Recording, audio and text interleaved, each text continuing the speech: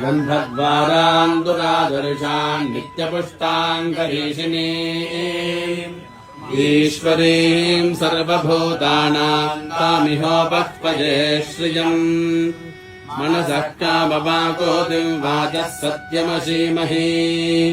पशूनाम् रूपमन्नस्य महिश्रीश्रयताम् यशः कर्दमेन प्रजा भूता मयि सम्भव कर्दमा श्रियम् वासय मे कुले मातरम् पद्ममालिनी आपस्सृजन्तस्निग्धानि चित्वे तव समे गृहे